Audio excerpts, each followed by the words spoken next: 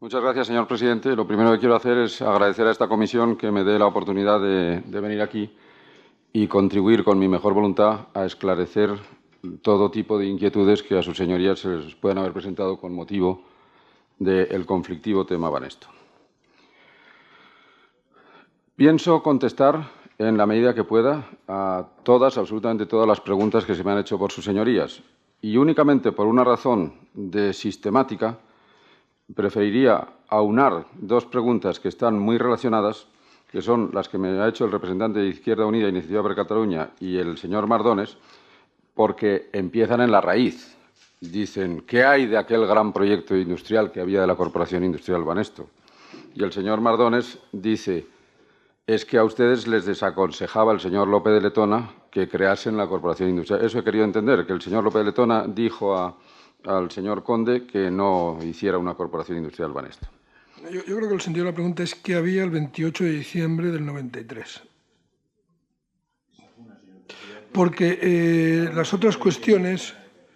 Sí, ese es el punto de referencia. Pero eso también... Sí.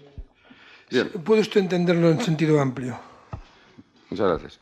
Entonces, lo primero es que nosotros cuando llegamos al Grupo Banesto, y no voy a hacer una larga exposición de toda la historia, sino simplemente voy a contestar a las preguntas que se han hecho.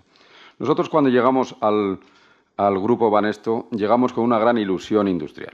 Es decir, nosotros creemos que Banesto es un grupo que es de vocación banca universal, que es importante que tenga un grupo industrial y que ese grupo industrial hay que hacerlo compatible con las limitaciones que la tenencia de participaciones industriales tiene para el Banco de España. Porque, por ser muy claros, probablemente tenga razón el señor López de Letona cuando dijo que a veces no es conveniente tener participaciones industriales o corporaciones industriales, porque el ejemplo es muy sencillo. De acuerdo con la normativa del Banco de España, si usted tiene invertidas 100.000 millones de pesetas en empresas industriales, 100.000 millones de pesetas, por ese simple hecho se le reducen los fondos propios a efectos de una contabilidad interna del Banco de España en 35.000 millones de pesetas. Es decir, el 35%. Vaya bien o vaya mal la empresa, el simple hecho de tener una participación industrial hace que a efectos del Banco de España, no a efectos mercantiles de las sociedades anónimas, el banco tuviera 35.000 millones de pesetas menos de capital y reservas. Esa es una de las importantes problemáticas que supone la tenencia de participaciones industriales. Además, hay otro componente que ha ido variando en el tiempo y que es que, aparte de la reducción de los fondos propios, hay un recargo por concentración de riesgos por créditos concedidos a empresas en las que se tiene participación industrial. Con lo cual, lo que sí que puede afirmarse, y no quiero insistir en detalles que son muy claros y probablemente esta comisión, con el mero enunciado, puede saberlo, lo que sí que es muy caro y penaliza mucho que un banco tenga una participación industrial. Entonces, ¿cómo se compatibiliza la idea que manifestamos desde el principio el señor Conde y yo? Y me refiero a mí, primero porque estoy hablando aquí, pero básicamente era todo el equipo. En cualquier caso, yo era el responsable del Grupo Industrial Banesto desde el 87, antes de que se crease la Corporación Industrial. Pues lo que ocurre es que tenemos que inventar alguna fórmula que permita cumplir nuestros deseos de crear un gran grupo industrial que sea competitivo en el entorno internacional y que sirva de arrastre o tire de las empresas, de los pequeños y medianos empresarios en España, tenemos que hacer algo que supere la normativa del Banco de España. Porque, si no, la tenencia de un gran grupo industrial, insisto, consume los recursos propios de un banco. Y la idea fue la idea de la corporación industrial. Corporación que era industrial, no financiera. Y aquí aludo a que luego tendré por cómo ha habido dos fases, la fase propiamente de proyecto industrial y la fase en la que probablemente lleve también razón el señor Zaldumbide cuando dice que es que al final era más... Bueno, él no dijo al final, que le parecía que era más financiera que industrial. Entonces, la idea es muy sencilla, aunque difícil de organizar, de lanzar y de implementar. La idea es que con la creación de la corporación industrial se obtienen los siguientes aspectos. Primero, por la obtención de los beneficios fiscales a la revalorización que supone toda fusión, ustedes recordarán que la Corporación Industrial se crea por la fusión de todas las ISAs más el grupo industrial indiferenciado que había dentro del patrimonio de Banesto. Con motivo de esa fusión se afloran plusvalías Y esas plusvalías suponían, por ejemplo, 200.000 millones de pesetas. 200.000 millones de pesetas. Y nosotros pedimos que esas plusvalías tengan unos beneficios fiscales, los que dice la ley, que son el 99% del importe aflorado como plusvalía. Bonificación del 99%.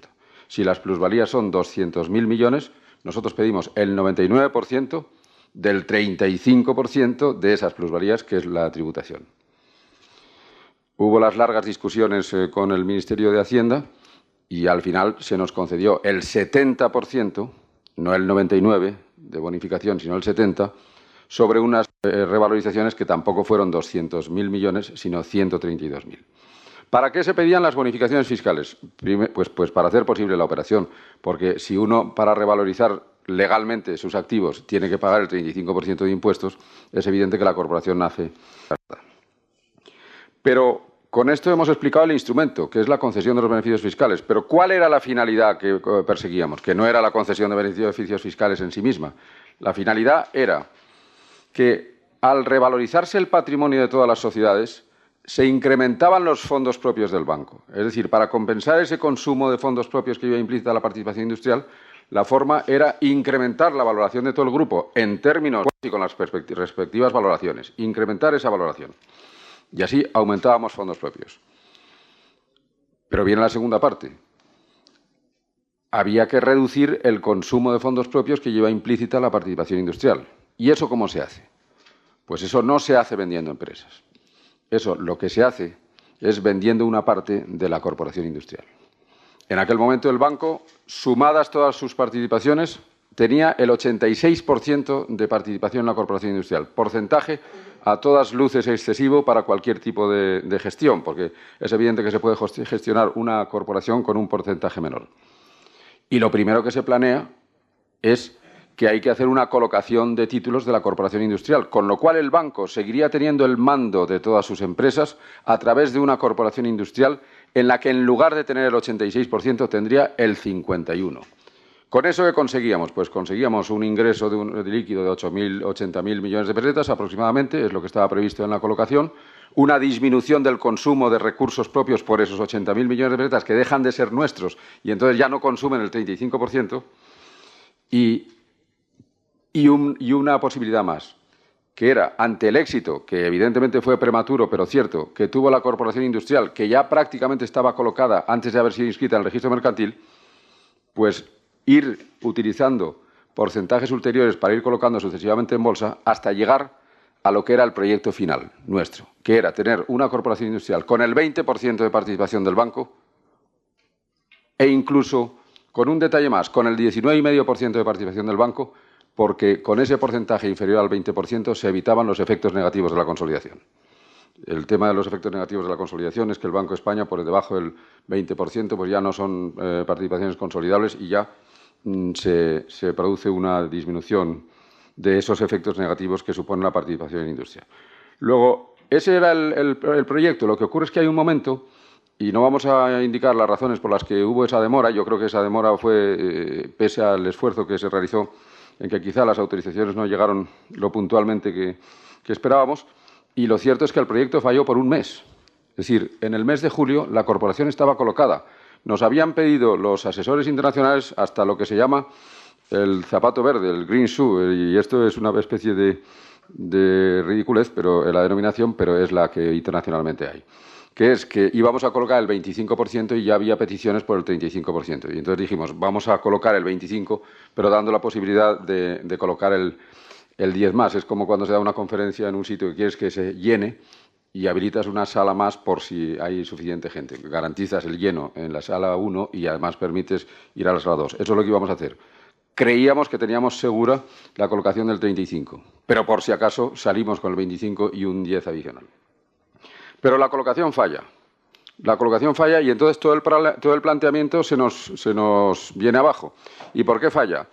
Pues porque unas acciones, y aquí contesto a la referencia de las 7.500 pesetas, unas acciones que unánimemente los expertos internacionales que habían asesorado para la colocación decían que estaban colocadas a 6.000 pesetas título, y luego daré referencias a por qué ese precio era real, a 6.000 pesetas título, Pues nos indicaron que cuando el 4 de julio se produce la invasión, que afortunadamente no se ha repetido ahora, la invasión de Irak en Kuwait, pues entonces los asesores dijeron, ¿que vais a salir en septiembre? No, no, los títulos no los tenéis colocados, pero los podemos colocar de una forma inferior. Dice, no, no, si es que no es una cuestión de colocación, es que si ahora vais a hacer el roadshow ese que teníais pensado, es decir, esa apoteosis final de todos los gastos que llevan realizados, no sé, para lanzar la imagen de la corporación y para colocarla en 12 bolsas mundiales a la vez, entonces es que lo que la gente no es que no os va a comprar, es que no os va a ir ni a escuchar. Es decir, porque el ambiente en aquellos momentos no era para ir a vender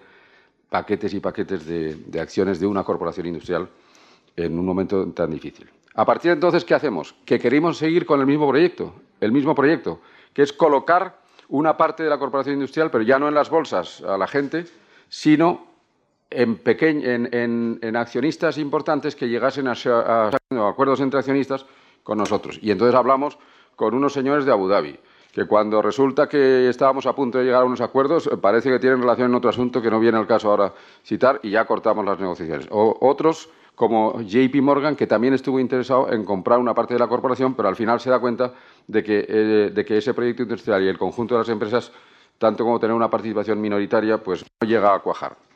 Y es entonces cuando tenemos que alterar, por las razones que supone el riesgo industrial, tenemos que alterar el proyecto. Entonces ya no tenemos que construir una gran corporación industrial que sirva, como decía yo antes, de grupo industrial internacionalmente potente y que se base en su propio crecimiento a través de los beneficios de las empresas, el consolidado, el grupo cementero, Acerinox, etcétera. Ya no podemos seguir en esa línea. Ya no podemos vender una parte, ya no podemos disminuir nuestro patrimonio industrial por vía de disminuir la participación en la corporación, sino que tenemos que ir a la venta de empresas. A la venta de empresas porque realmente el banco, para satisfacer sus necesidades técnicas y financieras, no puede tener una corporación industrial que no le produce nada. Tiene que tener una corporación industrial que le produzca algo. Por eso, lo que sí que puedo manifestar, señorías, es que a lo largo de estos 6 años hay 2 etapas claramente diferenciadas. Por lo cual creo que al final todas las opiniones que se han vertido tienen algo de razón.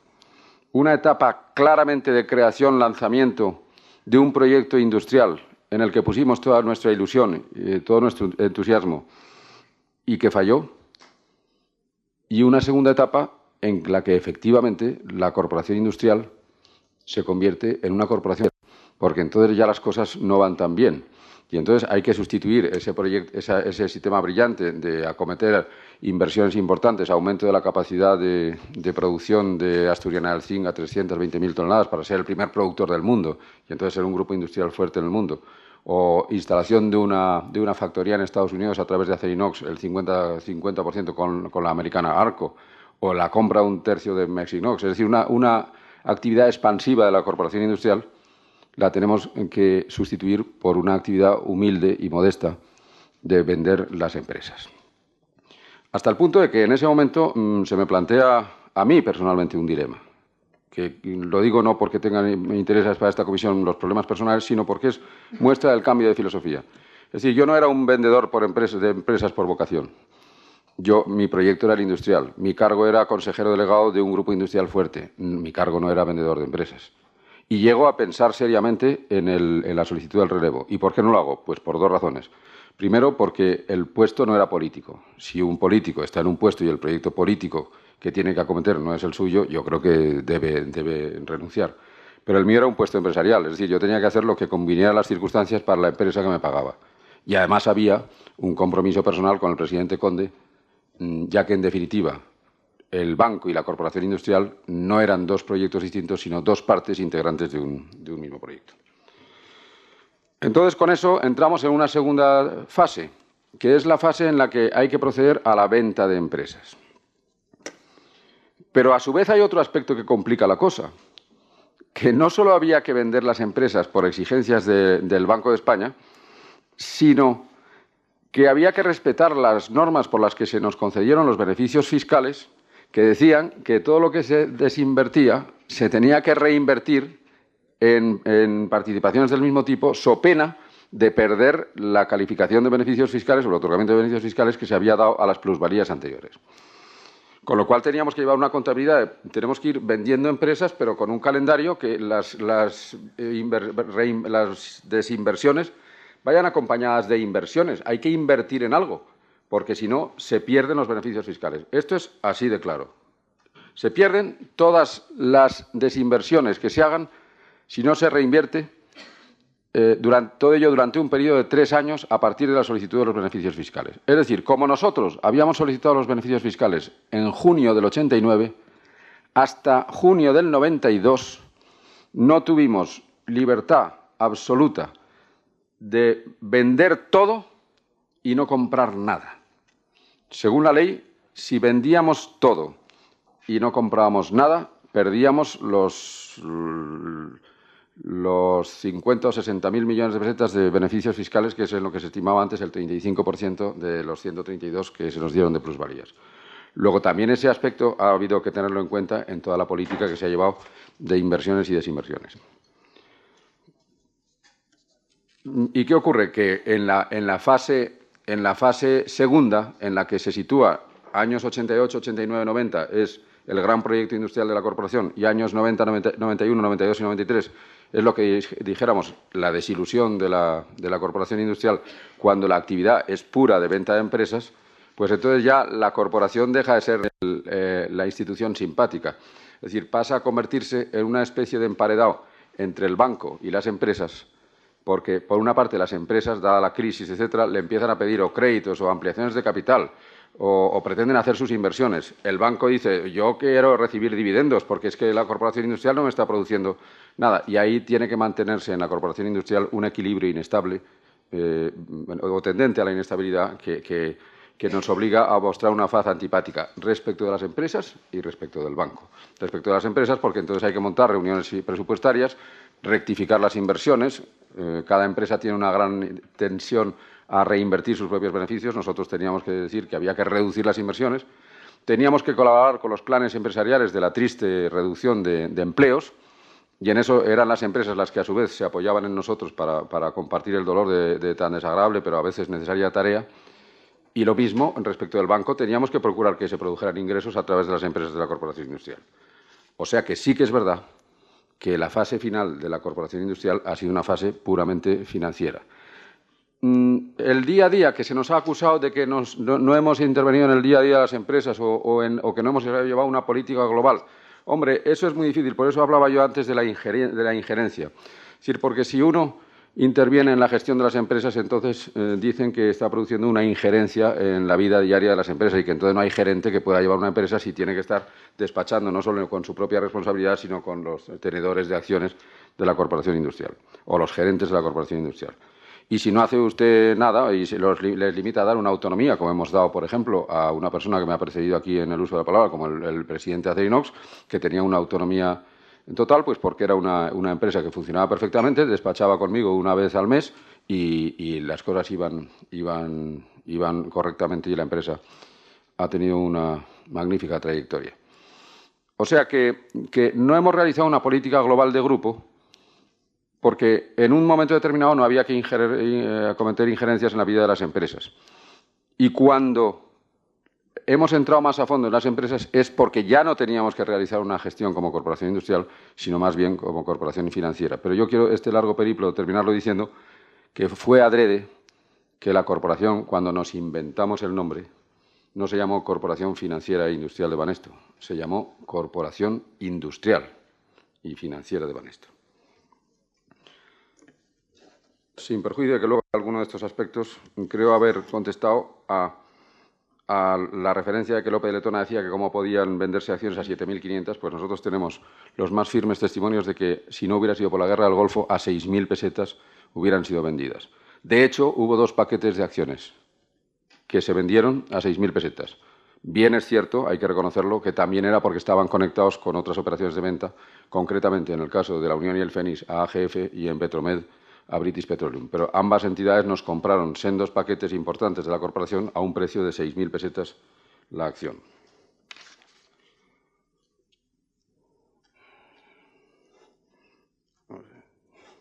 La referencia que ha hecho el señor Mardones al Ministerio de Industria, no, del Ministerio de Industria no hemos tenido, nuestros contactos han sido con el Banco de España y con el Ministerio de Hacienda en toda esta política con el Ministerio de Industria, que yo sepa, solo hemos tenido el deseo manifestado por el entonces ministro de Industria, creo que era el señor Aranzadi, de que no vendiéramos empresas, que vendiéramos Acerinox, para lo cual, si no fuera por el respeto que me merecen las instituciones, yo propondría un careo, es decir, yo tenía que ir al Banco de España a decir que había vendido empresas. Teníamos que contestarle al Ministerio de Industria que por qué vendíamos Acerinox. En el Ministerio de Hacienda, la Dirección General de Seguros nos puso todos los inconvenientes del mundo para la venta de la Unión El Fénix. El gobernador del Banco de España, en la primera vez que tengo el honor de verlo con motivo de mi nombramiento como vicepresidente segundo del banco, me dice, en términos cariñosos, me dice, bueno, venga, a ver si acabáis ya con la corporación industrial esta y las empresas que tanto lastran el futuro de Banesto. Esas fueron sus palabras.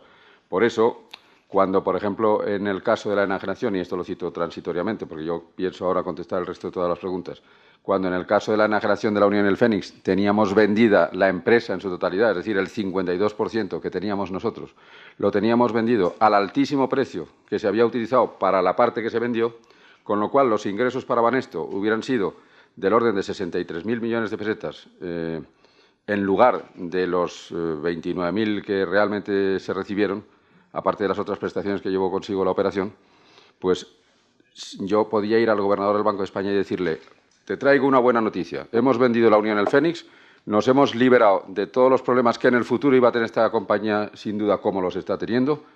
Y además, eso no afecta a la política del seguro porque nuestro banco tiene una red comercial que puede sustituir toda la acción de la Unión El Fénix por una mera distribución de seguros a través de sus oficinas, pactando con cualquier compañía nacional o internacional la venta del producto. Con lo cual obteníamos el mismo efecto y eso es lo que hicimos a través de Banesto Seguros. Tener una compañía, 50% de la corporación, en ese momento era 100%, y a través de esa compañía hacer el mismo papel que con la Unión y el Fénix. Y además recibir 62.000 millones de pesetas. Entonces, la Dirección General de Seguros, durante 6 largos meses, nos dijo 2 cosas. Una, que no nos autorizaba a vender, después de mucho luchar, nada más que el 45% de nuestra participación. Segundo, que no nos autorizaba a vender ni una acción más. Todo esto por escrito. Y tercero, que le parecía absolutamente contrario a la normativa y, por consiguiente, no podía autorizar la utilización de una sociedad holandesa para que se hiciera la operación. Que, por cierto, es, yo creo que la única participación internacional que tiene la corporación. Es decir, se ha hablado de muchas participaciones internacionales de la Corporación Industrial Banesto. Yo creo que no tiene ninguna participación en ninguna empresa. A lo mejor hay una, pero será puramente... Y entonces yo me pregunto, ¿cómo se puede impedir que nosotros utilizásemos una sociedad holandesa cuando realmente esa misma sociedad holandesa era, con su filial o con su matriz, perdón, en las Antillas holandesas, era la que estaba utilizando Assurance Générale de France, que es una compañía que además es empresa pública? Es decir, el esquema que nosotros utilizábamos para la operación era el mismo que estaba utilizando AGF. Es que una empresa privada española no puede hacer lo que puede hacer una empresa pública del gobierno francés. Lo cierto es que, concluyendo, la esquizofrenia era esa. Es decir, el gobernador del Banco de España me felicitaba, no me ha felicitado nunca, pero quiero decir, me felicitaba en términos conceptuales. Cada vez que se vendía algo, el Ministerio de Hacienda ponía toda esa serie de dificultades y el Ministerio de Industria de vez en cuando llamaba a decir que no vendiéramos empresas. Esa fue un poco la situación en que nos encontramos. Vamos a ver.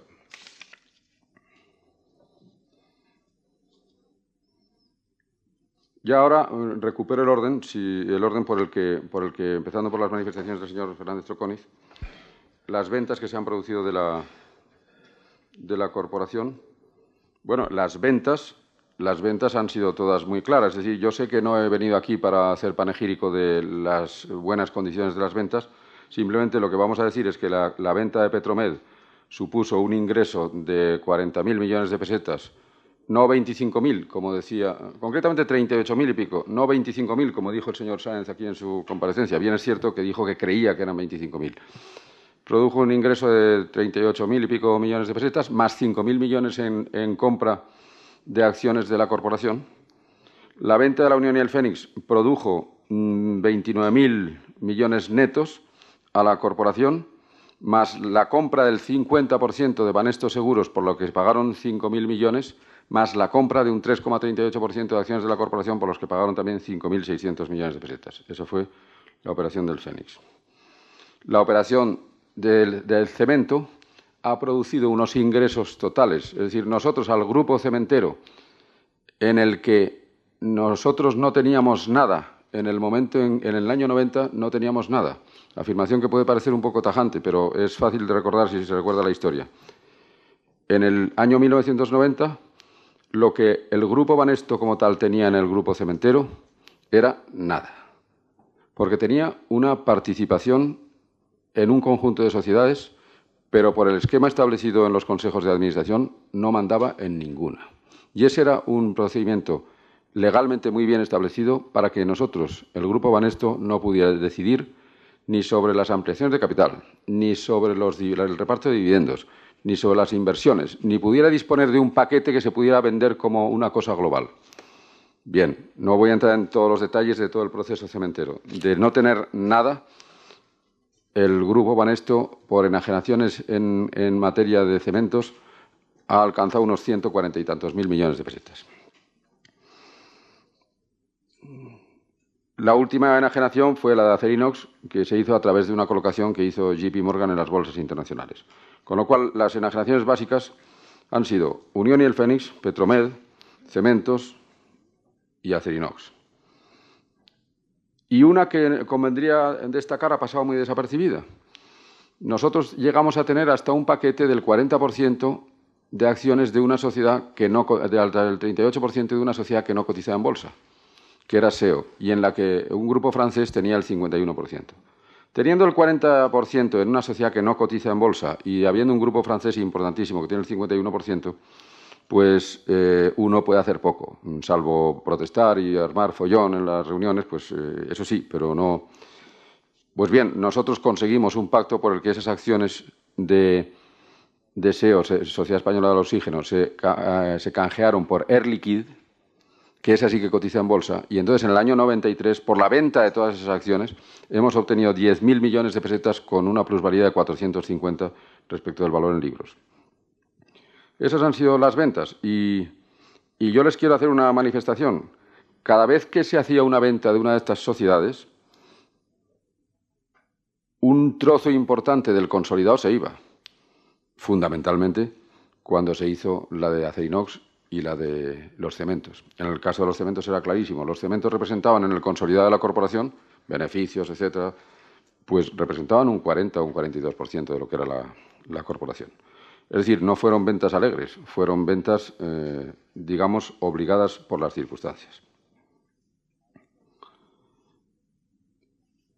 Hay otras razones por las que se han hecho estas ventas. Es decir, no quiero simplemente achacar a la ley, como en alguna ocasión he tenido la oportunidad de comentar, incluso en algún medio de comunicación. Había otras circunstancias. Y es que, por ejemplo, en el caso de Petromed, la alternativa era la siguiente. Petromed ha sido una empresa muy rentable para el banco hasta que la vendimos. No hubiera sido nada rentable si no la hubiéramos vendido, porque tal como se ha demostrado, Petromed necesitaba unas inversiones de 80.000 millones de pesetas, que son las que ha hecho British Petroleum cuando la ha comprado. Nosotros no hubiéramos podido hacer esas inversiones porque ya me dirán ustedes si comparezco al Banco de España y le digo que no solo no he vendido, sino que además hay que meter 80.000 millones de pesetas en una empresa industrial. En el caso de la Unión y el Fénix creo que ya lo he explicado. La enajenación no solo era debido a la necesidad de obtener liquidez, sino porque nosotros veíamos que el negocio del seguro tenía mucho más futuro con la simple oficina de reparto de seguros, porque para eso teníamos una red bancaria. Duplicar una red bancaria con una red de oficinas de seguros de la Unión y el Fénix, pues era, como digo, una duplicidad. La operación del cemento, esa se hizo también con fines de liquidez, pero no se hizo. Es evidente que los márgenes del cemento ya no son los de antes, es decir, ya no es un negocio tan brutal en cuanto a los márgenes como el que era antes, pero no era desde luego de las inversiones de las que nos hubiéramos deshecho, salvo pues porque las exigencias nos hacían que si en el 91 vendimos Unión y Fenicia en el Petromed, en el 92 teníamos que vender algo y tuvimos que vender el grupo cementero. Y en el 93 tuvimos que vender Acerinox y Air Liquide, como les he indicado. Entonces, ahora pasamos a las preguntas sobre Dorna, Oildor, Oasis y Solus-Bat, que el diputado señor Fernández Troconiz califica de extrañas. Yo no, vamos, de Dorna, porque suponía que desde luego ese es un punto. Hombre, en Dorna lo que hay es una compra de un 50%. Claro, porque se ha dicho que nosotros vendíamos empresas para comprar otras. Por ejemplo, vendíamos cementos para comprar Dorna, vendíamos Petromed para comprar Oildor. Hombre, la comparación cuantitativamente no es así. Es decir, nosotros, y ahora lo hablaré al tratar de Oildor, costó 10.000 millones de pesetas. Entonces, Dorna es una empresa que el primer año, el 1990, tuvo un beneficio de 625 millones. En 1991 tuvo un beneficio de 2.055 millones y en 1992 tuvo un beneficio de 2.337. Es decir, la marcha ascendente de la empresa, al menos durante ese periodo, era brillantísima. Por consiguiente, aquella valoración que se hizo cuando nosotros sometimos al Consejo de Administración de la corporación la compra de la empresa, que era 34.000 millones de pesetas para la totalidad de la empresa, pues sería, no sé si sería de mercado, no de mercado, era la que firmaba un experto en valoraciones y tampoco compramos a ese precio, compramos a un precio bastante inferior.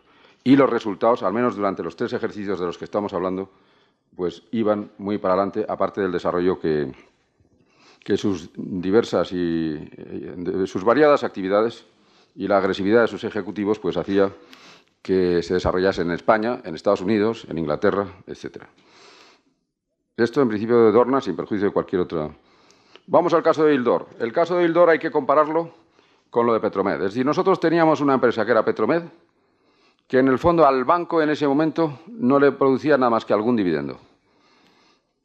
Y en cambio, el verdadero negocio del futuro era las redes de distribución, las gasolineras. Eso era el verdadero futuro en España y eso era por lo que British Petroleum compró Petromed. British Petroleum no necesitaba una refinería en España.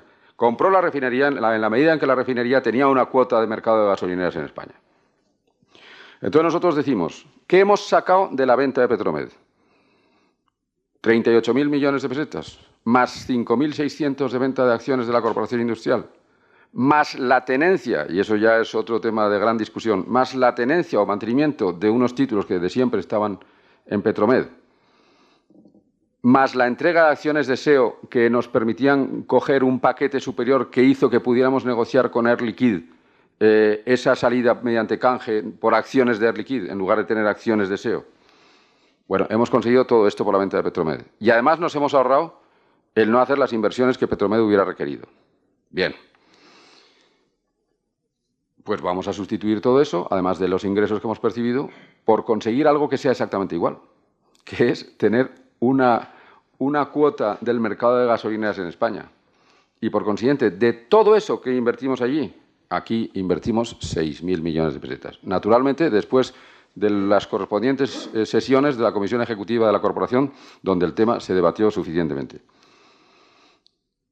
¿Qué ocurre? ¿Por qué 6.000 millones de pesetas? Pues porque también los informes de los expertos nos decían que en aras a la complicación de este negocio y que si no, pues si no se tenía el suficiente know-how, los proyectos, entonces todo el mundo se habría dedicado. Y que entonces toda la labor que había desarrollada por un equipo de personas valía 6.000 millones de pesetas de compra. Según los valoradores, valía más de 14.000 millones de pesetas. Me refiero siempre al total, claro, es decir, no 14 frente a 6, sino 14 frente a 12. Y así se hizo. Y se compró Oildor y luego ha tenido unos desarrollos que han significado que recientemente pues se ha confirmado una negociación que ya estaba pactada en el año 93, y así consta en actas de Junta General de la compañía, que en todo caso, para mayor garantía de que los 6.000 millones de pesetas estaban bien invertidos, se decía que del producto que se obtuviera por la venta de la compañía, porque decían que ya estaba vendida a Repsol por un 35 más o a cualquier compañía internacional, que el conjunto de gasolineras, aquí lo que hacíamos era comprarlas, todo el proyecto, y luego traspasarlo a un tercero con un beneficio. Pues lo que se decía, y consta en algún acta de Junta General, es que en cualquier caso las acciones del 50% que correspondían a la corporación tenían valor preferente. Perdón, tenían derecho preferente. Es decir, si se cobraba algo por la venta de Oildor, el primero que cobraba toda su participación era la Corporación Banesto. Lo cual es evidente que reduce exactamente el riesgo a la mitad. O sea, reduce el riesgo exactamente a la mitad. Primero, no era riesgo. Segundo, entendíamos que era un negocio absoluto y relativamente suficientemente bueno para entrar. Se invertía solo una parte de lo que habíamos obtenido por Petromed. Y encima teníamos derecho preferente de recuperar nuestra inversión respecto al otro 50%. Pues eso es lo que en principio se me ocurre decirles a ustedes. En relación con Oasis, que también ha sido citado por el señor Fernández Troconiz, yo tenía preparada aquí una intervención genérica, pero he preferido pues, atenerme más al transcurso de las preguntas, en la que decía que si bien la organización no está, que había un grupo industrial, que era el que era responsable yo, y un grupo bancario, que era responsable primero el señor Belloso y luego el señor Lasarte, esa separación no fue tajante. Es decir, la idea era así, pero bueno, en determinados casos pues no era así. Y había participaciones industriales que no se integraron en la corporación. ¿Por qué no se integraron? Pues porque no se integraron. Es decir, la operación de Oildor, en la que el que actúa como tenedor de las acciones y de los créditos es el Banco Español de Crédito Sociedad Anónima, no la Corporación Industrial y Financiera de Banesto. Vamos con la operación de Isolux. En primer lugar, comprendo que el procedimiento es tan complicado. Se ha hecho referencia por el señor Fernández Troconiz a que es Isolux BAT. Lo que no, cuando en la primera fase es Isolux y en la segunda fase es Isolux BAT. La operación parte del siguiente aspecto. Cuando nosotros llegamos a Banesto, Isolux tenía de socios a unos franceses.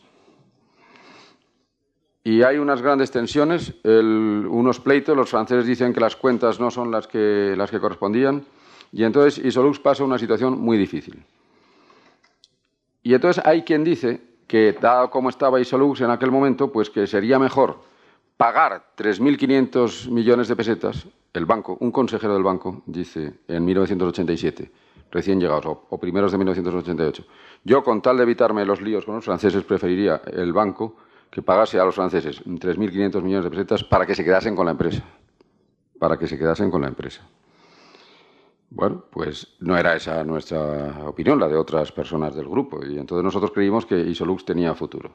Y en ese momento lo que se hace es que se dice, pues vamos a lanzar la empresa. Y ya verán, señorías, cómo la evolución de los ratios de la empresa son suficientemente significativos. Vamos a lanzar la empresa y inauguramos una cosa en Galicia, de una factoría industrial, y aquí la intentamos lanzar en la colocación de suministros y mantenimiento, etc.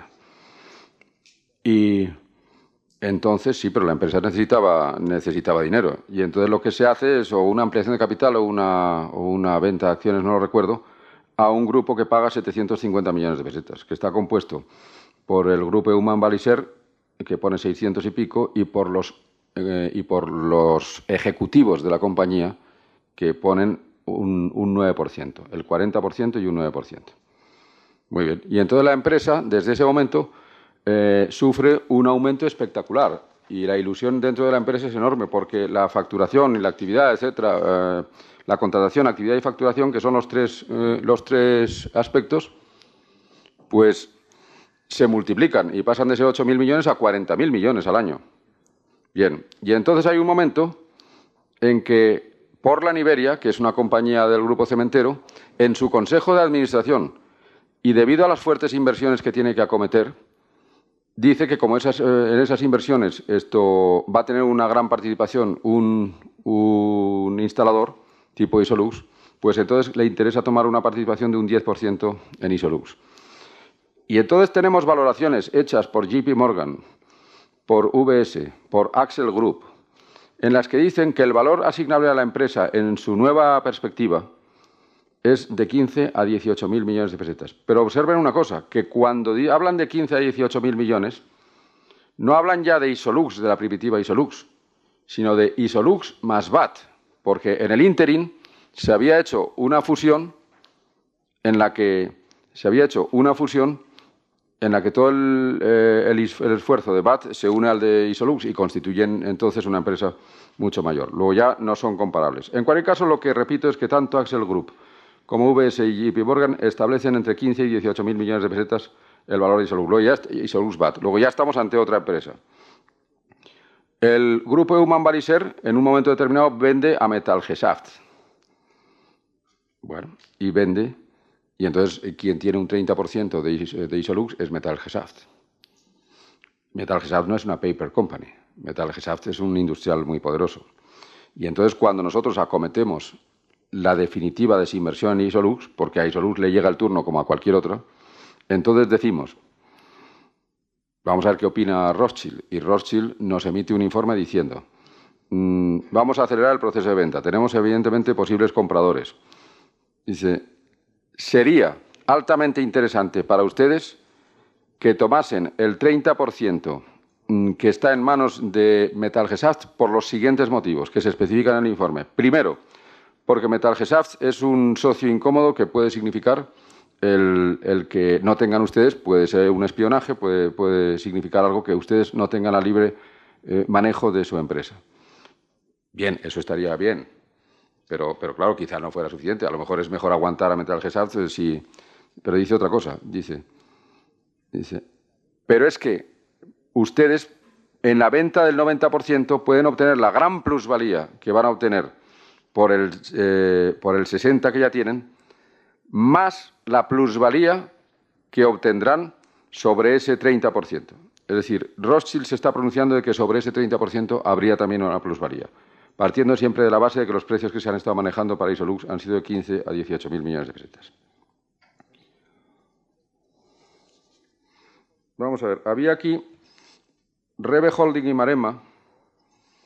Yo aquí quiero aclarar, es que yo, así como hasta ahora, aquí yo creo que hay una información en lo de Rebe Holding y Maremma, que es que no es, como ha sido expuesto, no como afirmación tajante, sino hay algo que no es así. Yo sé que el diputado ha dicho que es que lo dice solo como, no es exactamente lo que se ha manifestado. Es parecido, pero no es así.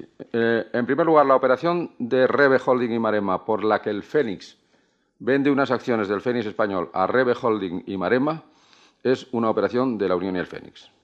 Es una operación por la que el Consejo de la Unión y el Fénix dice que vende el 51 o el 49%, no recuerdo, del Fénix español a Rebe y Maremma. Y lo venden 7.000 millones y con eso hace una plusvalía de 6.500 millones. Y así el Fénix cierra con una plusvalía. ¿Por qué se venden 7.000 millones de pesetas? Pues porque el Fénix español era, de forma un poco complicada, directa y mezcla indirecta, era titular en gran parte del patrimonio inmobiliario que la Unión y el Fénix tienen en Francia. Luego, partamos de la base. Y eso conste que es una operación del Consejo de la Unión y el Fénix. No es una operación ni de la Corporación Banesto, ni siquiera de Banesto. Es una operación del Consejo de la Unión y el Fénix, que decide vender a Rebe y Maremma esa participación que lleva implícita la tenencia del patrimonio inmobiliario. Entonces, se produce una circunstancia, que es que cuando en diciembre de 1993 yo estoy llevando a cabo las últimas negociaciones para vender a AGF el otro 55% que teníamos en el Fénix, entonces, dentro de esas negociaciones, que por cierto, el documento inicializado por mí y firmado también por el señor Renaudin a mediados de diciembre, lo tengo aquí, es decir, acuerdo que había sido cerrado ya, el grupo francés dice que hay que recuperar, como condición, hay que recuperar el Fénix español para el Fénix. Y el grupo francés dice, yo lo que ocurre es que estoy de acuerdo en recuperarlo, pero pagar solo los 7.000 millones de pesetas en los que lo vendimos. Bueno, pues eso es, dice, ¿y qué razón hay para eso? Pues la razón de que en una negociación tan complicada como el documento que tengo aquí, pues ellos se cerraron y dijeron, pues no pagamos más que los 7.000 millones de pesetas que entonces nos dieron. Bueno, y entonces lo único que se produce es que como yo soy quien firmo ese documento, el señor Puello, con quien no había tenido yo ninguna relación en mi vida, ni lo había visto como representante del banco ni como nada, el señor Puello dice que él necesita, ha puesto 7.000 millones y que no se conforma con que y entonces se dirige de forma firme y entonces llegamos a un acuerdo en el que decimos que, bueno, que al señor Puello se le compensa el interés de la cantidad que le haya supuesto el endeudamiento que ha tenido que tener para comprar esos bienes. Y esa es la única... Pero no es exactamente que el tema se... Quedó arreglado una desconexión que había entre una cifra, que era la máxima que los franceses aceptaban, y lo que el señor Puello estaba dispuesto a pagar. La operación de Urbis es tremendamente larga. En Urbis, yo creo que la política que hemos seguido, en principio, adoptamos la idea de que, bueno, hubiera un paquete mayoritario a través del señor Achuel, y el señor Achuel compró acciones y se hizo la fusión CEISA. Por cierto, el canje CEISA-Urbis, a que he hecho referencia a su señoría, ya se había producido en 1988, así, es decir, ese canje inicial, Urbis-CEISA, y yo creo que las cifras no son tan distintas, aunque probablemente en este caso su señoría lo habrá visto en algún sitio. Yo es puramente por la memoria. Fue un canje que se sometió a una comisión ejecutiva en la que estaban del banco. No había corporación industrial, en la que estaban Pablo Garnica, Juan Abelló, etcétera. Estaba toda la antigua composición de la comisión ejecutiva y quedó aprobada la operación de canje de Urbis por CEISAS. Entonces, el señor Achuel llegó a tener un importante paquete en Urbis. Y lo que ocurre, al menos, y permítanme que lo diga sin ninguna, es pues que yo lo de que el señor Achuel no tuviera un paquete excesivo en Urbis, pues fue una solución inicial, pero luego optamos porque Urbis tenía un gran valor patrimonial y que tenía que ser la corporación la que tuviera un paquete importante, como luego lo justificó la OPA que lanzamos en el año 93 para reducir el coste medio de las acciones y tener una mayor participación, y reducir el coste medio de las acciones a efectos de fondo de comercio. Y lo que hicimos fue sencillamente cambiar de opinión. No se trata de echar a nadie, pero decir el señor Achuel, como gestor de Urbis, y entonces hay que comprarle su paquete. Y como en toda la vida hubo que negociar y se le compró el paquete, que ganó 13.000 millones de pesetas por la operación. Yo, sinceramente, no lo creo. Y además, primero que no lo creo. Y los números yo creo que se pueden ver más detalladamente. Pero es que además yo creo que la situación del señor Achuel no es para que haya ganado 13.000 millones de pesetas me da la sensación de que la situación del señor Achuel no es para haber ganado 13.000 millones de pesetas con operaciones de Urbis. Vamos a ver, en cuanto a la intervención del representante, del portavoz del Partido Socialista, lo de que Zaldumbide, que la corporación era más industrial que financiera, creo que he dicho algo. ¿Por qué no funcionó? Pues por lo que he dicho, es decir, al principio se trataba de que funcionase. Incluso se creó una sociedad de servicios para que actuásemos como conglomerado. Es decir, en el consolidado veíamos que los gastos generales, que las inversiones, que etcétera, que eran enormes, en términos absolutos, no en términos relativos. Y que, por consiguiente, se podía hacer una política de gestión central de compras, suministros, etcétera, y obtener ahorros. Creamos la sociedad de servicios para intentar intervenir y ahí sí que chocamos con una resistencia que la han puesto de manifiesto todos los expertos en conglomerados, que han dicho que la función más difícil de implementar en una corporación o en un conglomerado es la de decir que las compras sean centralizadas, porque ahí cada uno alega la singularidad de sus productos y esos ahorros difícilmente. O sea que intentamos hacer esa política de conglomerado y esa sí que no salió. Lo que sí que hicimos es una auténtica política global, es decir, no ya en el tema de personal donde cada empresa hacía sus propias estimaciones, pero nosotros no ingerimos en la empresa, pero si me permiten un minuto y medio, les voy a decir que nosotros nombramos pocos amigos en las empresas. Es decir, en Asturiana, cuando llegamos había un presidente, digamos, político, con todos los respetos, que era político, que era don Jaime Argüelles. Lo que hicimos es elevar a la categoría de presidente al vicepresidente ejecutivo que había llevado la empresa durante 40 años. Eso es lo que hicimos. En Acerinox, el presidente era don José María Aguirre Gonzalo, que falleció, y había que nombrar a alguien. Pues nombramos al al consejero delegado de toda la vida que había iniciado el proyecto y que él con un grupo de ingenieros habían desarrollado este proyecto. Ese, que pensaba que siempre iba a ser una persona ejecutivo teniendo arriba a alguien de carácter más representativo, pues pasó a presidente y ha sido... En Agromán nombramos a un presidente que tenía calidad, formación y experiencia, pero la empresa ha ido tan mal que efectivamente en el año 1993 estuvimos buscando un primer ejecutivo para esa empresa, pero lo estuvimos buscando a través de un headhunter. En Isolux mantuvimos al consejero delegado, señor Losada, porque llevaba muchos años en la empresa y había participado de los momentos malos y de los momentos buenos y había podido... En Tudor nombramos a un presidente que sí, ese era consejero de Banesto, era un industrial reconocido, pero le pusimos como director general y consejero a un profesional de la empresa que llevaba en la empresa de toda la vida y que lo estaba haciendo muy bien. En el grupo cementero metimos a un ejecutivo que formó equipo y hizo una labor muy buena, que era el señor Salor. En el ERCO, sustituimos a un cuñado del presidente Conde por doña Paulina Beato, que tenía una experiencia a través de Endesa, etcétera, como para llevar una empresa. Y así sucesivamente fuimos haciendo cambios en las empresas. Es decir, no hicimos una política de seguir las empresas todos los días, pero sí que hicimos una política de introducir en las empresas los cambios que... Es decir, en ese sentido sí que no fuimos financieros, fuimos industriales. En cuanto a las comisiones, que vamos a ver lo que tenía aquí apuntado. Si las comisiones eran... Sí, nosotros hemos utilizado a dos asesores internacionales, que han sido la Unión de Bank of Switzerland al principio y JP Morgan después.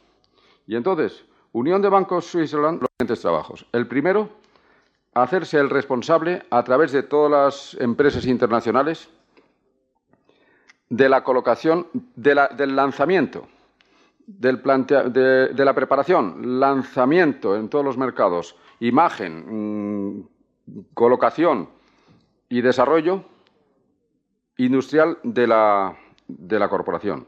Y entonces, aparte de todo eso que supone el lanzamiento y colocación, tenía un contrato de asesoramiento financiero y luego la comisión que percibió por las operaciones de UFE por un montante de 62.000 millones de pesetas y de Petromed por un montante, 62.000 más las otras prestaciones, 70 y tantos mil, y de Petromed por 38.000 más 6.000 más, es decir, unos 50.000 millones en términos de evaluación. Entonces, por esto percibió lo siguiente, y eso figura en los archivos de la corporación claramente establecido, en los archivos de la corporación y del banco, porque hubo algunos gastos que fueron antes de la constitución de la corporación. Primero, porque fue el que recogió todos los gastos de la colocación en cuanto a lanzamiento, asesores internacionales, etcétera, y además sus propios honorarios. Y segundo, porque tenía un asesoramiento financiero. Y tercero, porque recibió las comisiones de la Unión y el Fénix y de Petromed. Cuantía de las comisiones. Nosotros, cuando se presentaron las correspondientes cuentas, los auditores, que son Arthur Andersen, y me imagino que estarán en disposición de ratificarlo, nos manifestaron que los contratos habían sido examinados y que la cuantía de las comisiones que venían establecidas eran de mercado. Con esto incluyo el gasto de Banesto, a que ha hecho referencia el portavoz del Grupo Socialista, que es lo mismo. Es decir, el gasto de Banesto. ¿Por qué Banesto pagó por la salida a bolsa de la corporación? Porque el que iba a cobrar era Banesto. Es decir, el gasto de la corporación, de la salida de la corporación, la tenía que pagar Banesto por una razón muy sencilla. Porque era colocación de acciones de la corporación cuyo propietario era Banesto y el que iba a recibir el dinero de la colocación era Banesto. Luego, el que se estaba jugando su dinero en la colocación era Banesto. De ahí que uno de los cargos estos fuera como gasto de Banesto según está establecido. Pasamos ahora a Fernando el Santo. Les he explicado, o he pretendido explicarles, la idea de la corporación. La corporación, lo que se trataba al final es de que fuera una corporación en la que se participase en un 19% el banco, en la fase final. En un 19% el banco y el resto repartido entre accionistas. Una corporación así es evidente que no puede ser una oficina del banco y necesitaba una sede.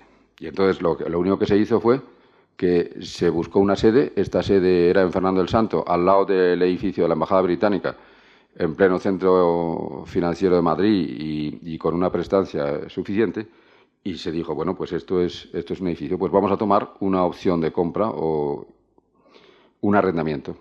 Y esto se llevó a la comisión ejecutiva, incluso hubo algún consejero en la comisión ejecutiva que dijo, ¿y por qué no se compra ya eso? Y digo, hombre, pues porque vamos a ver. Y entonces esto se desarrolló en que el edificio lo compró la Unión y el Fénix.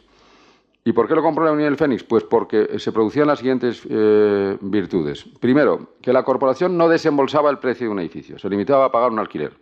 Segundo, que la Unión y el Fénix tenía una inversión computable como reservas técnicas y que además le producía una rentabilidad más que adecuada, según han reconocido los propios responsables de la Unión del Fénix. Es decir, la corporación no pagaba el dinero, salvo el alquiler, y la Unión del Fénix tenía invertido el dinero en un edificio que le producía una rentabilidad y que era computable como reservas técnicas.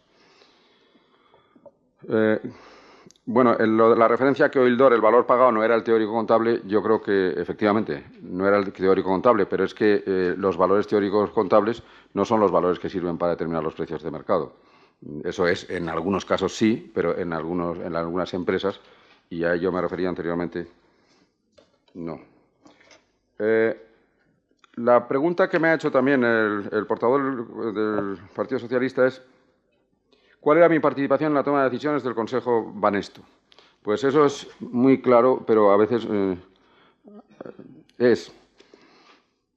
yo era consejero de Banesto. En ese sentido, mi participación era la de cualquier consejero. Pertenecía a la comisión ejecutiva. En este sentido, mi participación era la de un miembro de la comisión ejecutiva. O sea, en la comisión ejecutiva estaba yo, solidariamente, los acuerdos de la comisión ejecutiva. Era vicepresidente. Segundo, ¿significaba eso que fuera vicepresidente ejecutivo de Banesto? No. Lo digo después de aclarar que cualquier política seguida por el presidente Conde la asumo, pero las cosas hay que definirlas jurídica u orgánicamente. Yo no era vicepresidente ejecutivo del banco, porque la línea ejecutiva era el presidente Conde y el consejero delegado, el señor Lasarte. No participaba en el comité de dirección que presidía Conde, estaban Lasarte y los directores generales. Es decir, mi intervención era como miembro del comité ejecutivo y no ejecutivo en la línea ejecutiva del banco. Sin embargo, era vicepresidente ejecutivo. Era vicepresidente ejecutivo de grupo, que significaba que mis misiones eran, aparte de mi pertenencia a la comisión ejecutiva del banco, consejero delegado de la Corporación Industrial y, además, realizaba algunos encargos, cosas que afectasen a política de grupo. Por ejemplo, la negociación de la venta de la Unión y el Fénix, que era una participación del banco y que no era una participación de la Corporación Banesto. Pero, sin embargo, la negociación de la venta en diciembre la llevé yo. Por eso, toma de decisiones en el tema Oasis, no. El tema Oasis es lo que a través del comité ejecutivo pudiera surgir. Medios de comunicación, ahí sí que tuve la responsabilidad. Es decir, que los medios de comunicación se han adquirido por la comisión ejecutiva de la corporación, vamos, por la corporación Banesto. Es decir, las compras, y nos estamos refiriendo naturalmente a Antena 3 Televisión, fundamentalmente, esa se hizo por la corporación Banesto, a través de dos filiales 100% de la corporación, es decir, y dos filiales españolas, una que se llama Corpoban y otra que se llama Invacor. Entonces, ¿que por qué se hizo la toma de participación en la...? Pues porque realmente nosotros hemos vendido todo y que hemos comprado Dorna, Oildor, Isolux, la participación de Isolux y Antena 3, fundamentalmente. Eso es todo lo que hemos comprado. A cambio, hemos vendido empresas importantísimas. El resto de las inversiones han sido pura subsistencia de las empresas. Porque, claro, Asturiana tiene que tener un aumento de capital, porque si no aumenta capital y es solo a base de créditos y de créditos, pues entonces la bicicleta financiera al final produce unas cargas que convierten los créditos en morosos. Vamos a ver. Aquí, en relación con Isolux-Bat, he omitido una cosa.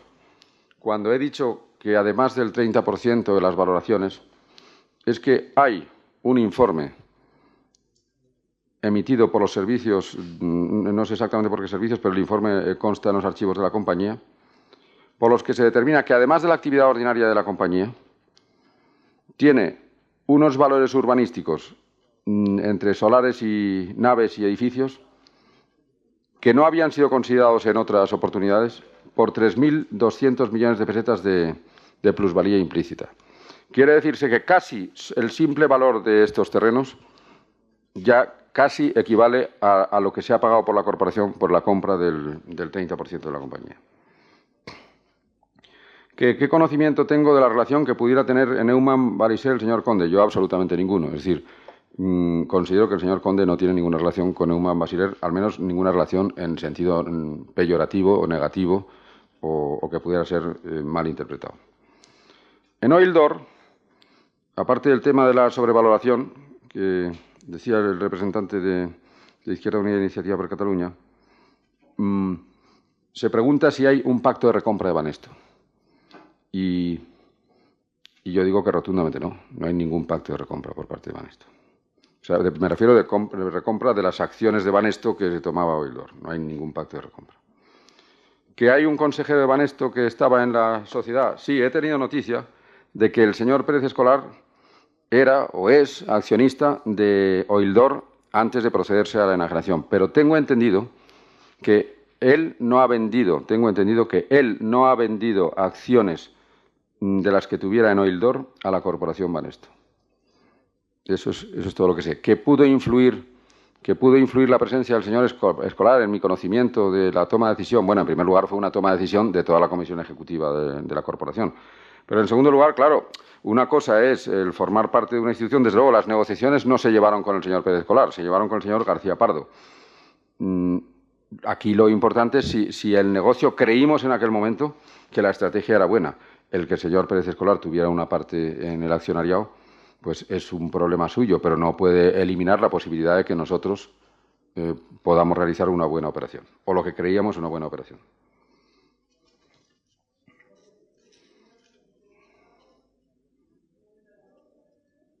Bien, a las preguntas del señor Mardones, del diputado señor Mardones. Yo creo que ya están respondidas. Por eso ha empezado usted una larga intervención respondiendo al señor Mardones. Pero vamos, no, si queda alguna cuestión concreta, todavía tenemos tiempo de contestarla.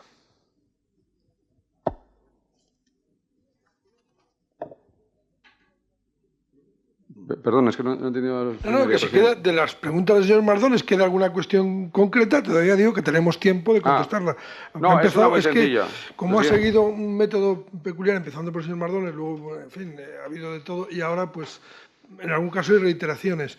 Pero tiene... No, es un punto, si me permite la presidencia, es un punto muy sencillo, que es que el señor Mardones habla de si se han tenido en cuenta las pérdidas de las compañías en las imputaciones, en el patrimonio de tal, y eso es una cosa muy sencilla. Las pérdidas de las compañías se imputan a la corporación en la participación que la corporación tiene en esas compañías. Es decir, que, como se decía, si se ha ido imputando todas estas pérdidas de compañías y en el balance de la corporación, y así ha resultado. Lo que sí que quiero manifestarles en este sentido es que nosotros en la corporación, y con esto termino, en la corporación hemos cerrado todos los ejercicios, el 90, 91 y 92, con beneficios, dividendos y asignaciones a reservas. Y censuras de cuentas hechas por los auditores sin ninguna salvedad prácticamente. En muchas sin ninguna salvedad y en alguna con una pequeñísima salvedad. Cuando llega el 93 nos damos cuenta de una cosa, que no hay activos que nos puedan permitir obtener plusvalías porque ya no quedan empresas que tengan un valor en venta superior al de nuestros libros. Y que, por consiguiente, por las ventas de empresas no vamos a ganar dinero. que los ingresos de la corporación no son lo suficientemente superiores a los gastos para compensar las pérdidas de todas esas empresas y que, por consiguiente, vamos a cerrar el ejercicio del 93 con pérdidas.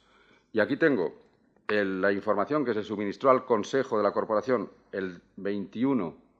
celebrado el 21 de diciembre del 93, es decir, el último antes de la...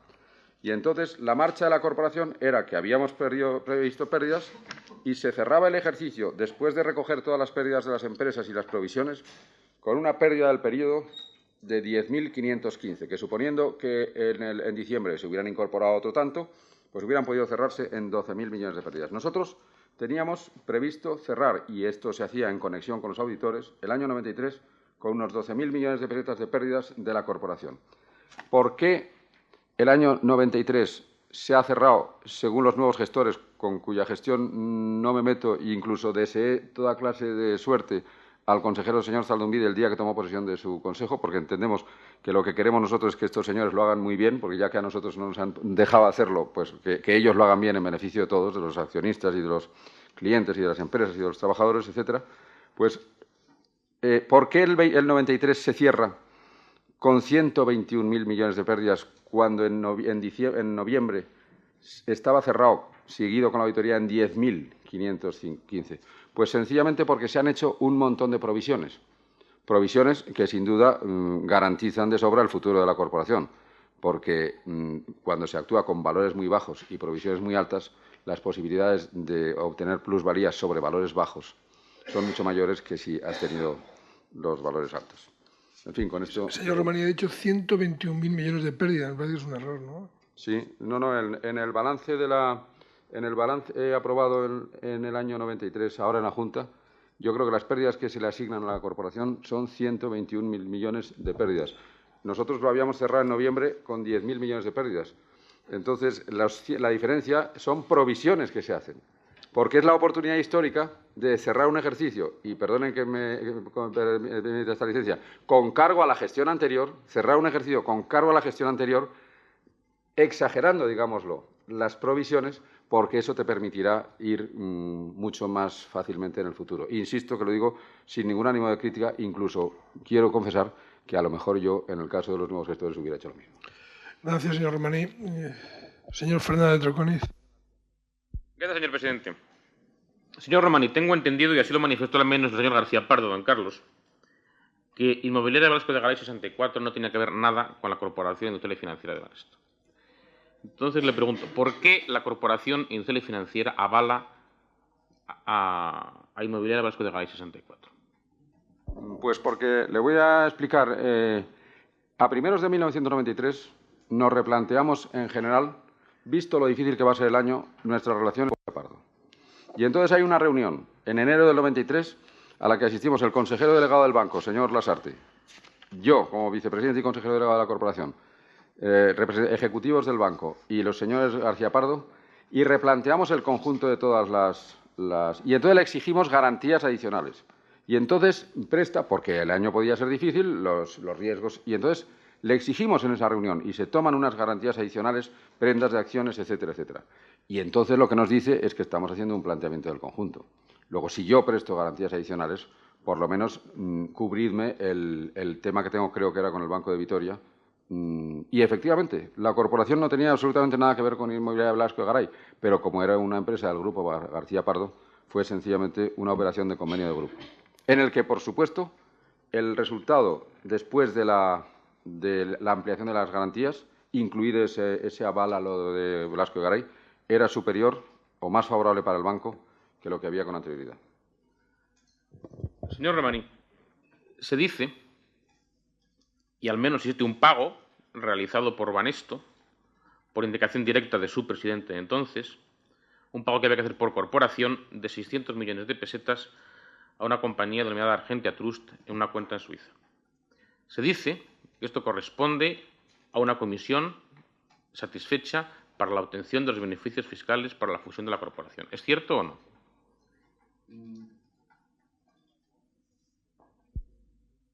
Lo primero que quiero decir es que no es un pago de la corporación. Yo creo que esto, en fin, es una primera clarificación que hay que hacer.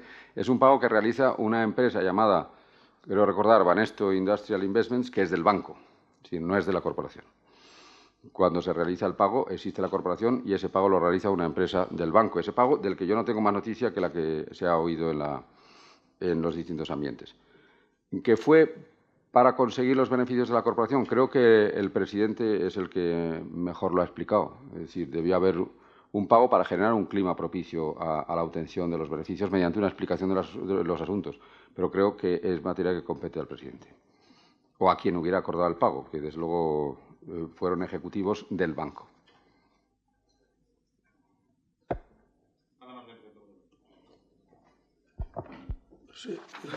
Sí, señor presidente. Sí, señor, pasa igual. Señor Moreno, el orden de factores no nos... Señor Moreno. Sí, muchas gracias, señor presidente. ¿Me podría, señor Romaní, si es posible, decir, dice que Arthur Andersen dijo que fueron de mercado las comisiones por las cuales he preguntado? Me pareció que iba a decir en un momento determinado, iba a decir las cantidades, después no las dijo. Me gustaría, si fuera posible, conocer sus importes y si hubo otros intermediarios, que usted ha dicho que hubo, en principio uno, VS. Me gustaría conocer su importe. Asimismo, también me gustaría conocer el importe de los gastos de salida a bolsa que específicamente usted confirma que fueron pagados por Banesto.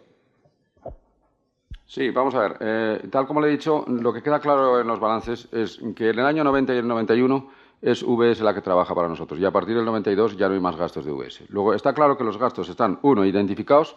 Segundo, es VS la que durante esos ejercicios, que son trascendentales porque son los de salida de la corporación, de constitución de la corporación, es la única que actúa. Puede haber algún gasto de abogado español, etcétera, pero eso no es lo importante. Entonces, hay unos gastos que aparecen en el balance del 90, que fueron 3.000 y pico millones de pesetas, pero que están en la memoria. O sea, y además, yo creo en la memoria exactamente figuran 3.000 y pico millones de pesetas. Eso es todo lo que supuso la quiebra de la salida después de montar todo el asesoramiento financiero, los gastos que hubo, todo ello perfectamente justificado, de los cuales, justificado por el banco, por la corporación y por el banco, de los cuales VS los percibió parte para sí y parte porque suplía gastos de empresas internacionales de acreditada conocimiento y solvencia que habían intervenido en la colocación. Pero lo único que hizo VS, quizá eso se hizo mal, porque a lo mejor era mejor que se hubiera facturado directamente por las empresas de imagen y todas las que trabajaron para esto. Pero eso fue. En cambio, el año 92 ya son tres conceptos. Perdón, el año 92 no, el año 91 son tres conceptos. El asesoramiento financiero, que era un contrato que está en los libros de la corporación, en los archivos. Segundo, la comisión por la venta de Unión y el Fénix, la comisión por la venta de Petromed y una comisión por unos trabajos que se hicieron en Tudor, que no recuerdo exactamente, pero que desde luego figuran especificados en los archivos y se pueden pedir a los archivos de la corporación. El total de todo eso fueron 4.500 millones de pesetas.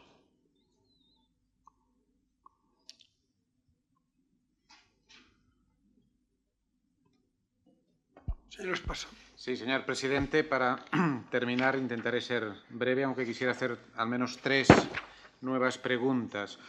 La primera sobre la valoración global de la corporación. El señor Romaní ha sido, yo creo que más que explícito.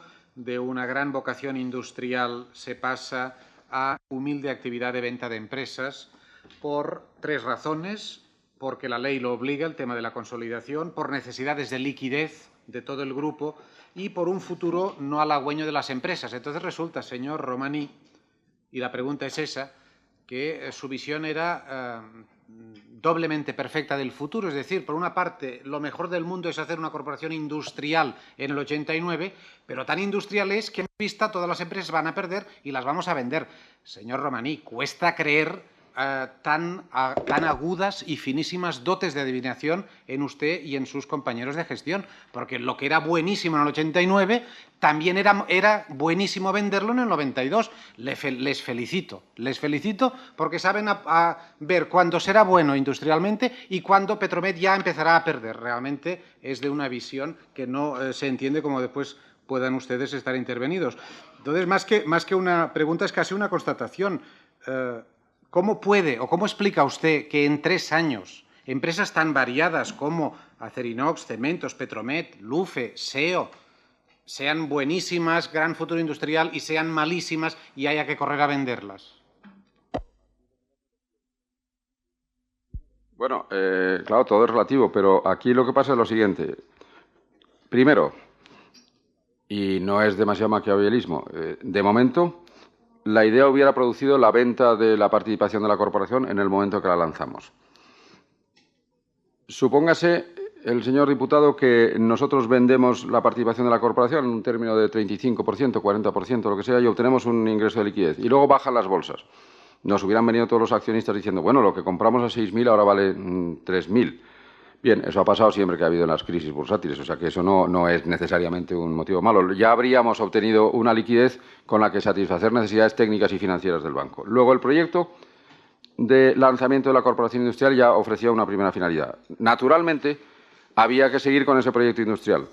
Pero como ese proyecto industrial ya no hubiera requerido la necesidad de venta de las empresas, al menos en el plano estricto de la normativa del Banco de España, entonces ya hubieran sido decisiones libres que se hubieran tomado en cada momento sobre invertir y desinvertir, pero en el bien entendido de que, como ya habíamos reducido la participación industrial, y esa participación industrial que tanto nos cargaba, como en palabras del Banco de España, del gobernador del Banco de España, que tanto nos cargaba, pues ya estaba reducida y ya no nos cargaba, y por consiguiente, si invertíamos en una cosa, si desinvertíamos en una cosa, podíamos luego volver a invertir en otra. Es decir, la corporación, ¿por qué se muere? Porque cuando vendemos Petromed, Unión y el Fénix, el grupo cementero que daba el 40% del consolidado, vendemos el grupo cementero, el 40% del consolidado, y no podemos comprar otra cosa para sustituirlo. Entonces el consolidado de la corporación se nos deshace. Porque dice, y eso ya nos lo pusieron de manifiesto los responsables del grupo cementero, es decir, estáis vendiendo la fuente de la corporación porque daba un gran porcentaje de beneficios, dividendos, y además no lo podemos sustituir en los mismos términos por inversiones que puedan ser más rentables. Con lo cual creo que me gustaría que quedase bien clara esa idea. Si hubiera salido el proyecto financiero de venta de la corporación industrial, no tendríamos requerimientos de desinversión en las empresas, porque ya nuestro porcentaje sería el 20% del 40% de Petromed, el 20% del no sé qué, y ya no habría ninguna necesidad de decirle al gobernador del Banco de España, hombre, acabo de vender. Dice, pues venga, por cierto, quiero decir 2 cosas. Que claro, otra empresa que ya estaba vendida era Carburos. Si otra empresa que estaba vendida era Carburos. Se había llegado a un cuasi pacto antes del 28 de diciembre. ¿Qué habrá ocurrido ahora? Pues, pero en fin, eso no era la pregunta del señor diputado. Señor Romaní, usted hará las elucubraciones que quiera sobre qué hubiese pasado si el señor Saddam Hussein no hubiese hecho, pero la vida es dura y la vida es como es, y lo que ha pasado es lo que ha pasado, y de aquel proyecto del 89 en el 92 se iban vendiendo humildemente las empresas, y yo digo más, no solo vendiendo, sino que se vendían por necesidades de liquidez y sobre todo de liquidez para dar resultados positivos en Banesto, no en la corporación. Pero bueno, dejemos esto, esta es una constatación de este diputado a la vista de toda la información que he leído, de lo que ha escuchado y de lo que le ha oído hoy a usted. Segunda pregunta. Dorna y Oildor. Hombre, señor Romaní, la verdad es que me sorprende usted cada vez.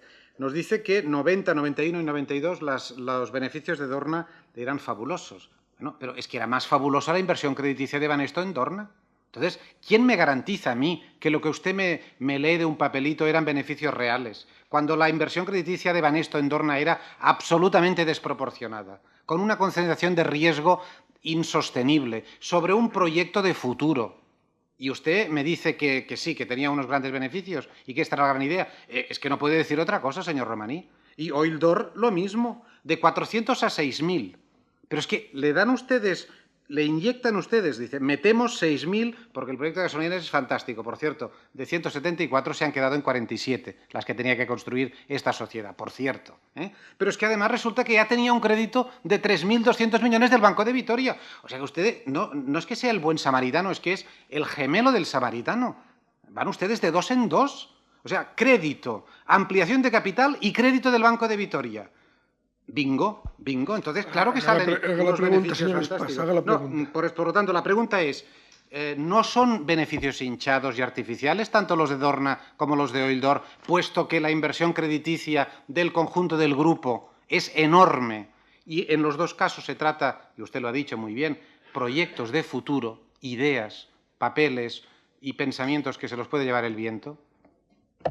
Hay dos cosas. Primero, los beneficios, su señoría, no son los de un papelito, son los del balance y cuentas aprobados por las Juntas Generales y que son informados favorablemente por los auditores. Es decir, cuando yo he dicho 625, 2033 y 2337, eran en los sucesivos años los beneficios del balance, no de un papelito. Es decir, y además esos beneficios son después de financieros. Son después de financieros. Luego, los créditos que se le han otorgado al grupo sirven para que ese grupo cobre los intereses. De momento está cobrando los intereses y después de financieros, creo, eso es lo que he leído, pues resulta que hay esos beneficios. También hay una distinción y hay que reconocer las cosas como son. El proyecto Dorna no es un proyecto de futuro, el proyecto Dorna es un proyecto de presente, porque cuando nosotros acometemos el proyecto Dorna, lo que hacemos es que examinamos la lista de todos los contratos que tiene Dorna. ¿Y qué contratos son? Contratos firmados, es decir, y en los que se produce tanto por el Real Madrid, tanto por las motos, el no sé qué, la NBA de Estados Unidos. Y ahí se analiza lo que Dorna tiene de presente, que por supuesto tiene un futuro mucho mayor, porque es una compañía que se ha convertido en líder cuasi mundial en ese aspecto y que por eso pensábamos que su línea iba a ser favorable. Pero ahí no eran meros proyectos de futuro, sino tal. En Oildor sí. En Oildor he de reconocer con su señoría pues que ha habido un retraso y lo que iban a ser 170 gasolineras pues no se ha llegado a eso. Bueno, y que el valor de 406.000 no, el valor ya hemos dicho que las empresas se valoran en valores teóricos contables en algunos casos, en otros se valoran pues por lo que supone el descuento de los beneficios que razonablemente van a tener en el futuro. Y en cualquier caso se trata, al menos en aquella primera operación, de una suma de 6.000 millones de pesetas que es la que nos venía recomendada por un valorador. ¿Qué podría ser? Que quizá en esa operación, usted estimase, su señoría, que es un poco mayor de tal, bueno, pues yo creo que no, pero un ejecutivo de un grupo toma decisiones durante 6 años, toma un número de decisiones enorme. Un ejecutivo, según dicen algunos, tiene derecho a tomar decisiones muy buenas, menos buenas y irregulares, e incluso a equivocarse de vez en cuando. Lo cual... Sí, gracias, señor Romaní. Por último, una aclaración a su respuesta. Cuando yo comentaba los beneficios de Dorna y de Oildor y a la inversión crediticia, me refería a que son empresas con un alto grado de financiación y que además podían dar estos beneficios, lo cual las eleva a la categoría casi de metafísicamente superiores, porque con el crédito que tenían que devolver. Usted me ha dicho, no, es que devolvían a Banesto. No, si el problema no es que devolviesen los intereses, sino la carga crediticia total que tenían, aún podían dar estos beneficios tan fantásticos que les llevaron a usted, la Corporación y Banesto, a invertir y a darles aún más créditos. Me sorprende. Termino, señor presidente. Me sorprende y termino porque usted al final ha resumido muy bien el papel de la Corporación y el suyo al frente de la Corporación. Venden joyas industriales y compran proyectos de futuro como Oasis, Dorna, Isolux y participación en medios de comunicación, algo tan volátil y que han de soportar los señores que están cumpliendo con su deber toda esta mañana aquí. Este ha sido un poco el resumen y en estas compras y ventas, y con eso termino, señor presidente, yo vuelvo a preguntarle, y cito sus palabras, dice, entre el señor Conde y Oimán Valiser, que se beneficia muy mucho de la operación Isolux, no hay ninguna relación, lo ha dicho usted. Se lo vuelvo a preguntar para que lo manifieste de nuevo si quiere o si quiere rectificar, porque los datos que obran en mi poder no se compadecen con su respuesta. Y en que en la venta de Oildor estuviese presente un consejero de Banesto, a usted le parece solo problema del señor Escolar. A este diputado y a esta comisión no le parece un problema del señor Escolar, sino un problema de la gestión de Banesto y de la corporación. Si me permite, ¿cuál es esto de la pregunta? Sí, si quiere usted manifestar de nuevo que el señor Conde no tiene nada que ver con Neumann Walliser y Asebur Inversiones, y si quiere volver a manifestar que no le consta que el señor Pérez Escolar se enriqueciese indebidamente vendiendo supuestamente participaciones de Oildor que estaban a 400 y que la corporación que usted presidía compró a 6.000 millones en menos de 3 meses de diferencia. Repito lo que he dicho antes, que no me consta ninguna relación del señor Conde con Neumann y Walliser, que es lo que hemos hablado. Y en cuanto a lo del señor Pérez Escolar, lo que he dicho es que creo que no ha vendido directamente ninguna acción, pero que creo que el señor Pérez Escolar, fuera o no accionista del grupo vendedor, no debía ser determinante, es decir, no tiene que ser condenatorio de o tiene que obligar a la inexistencia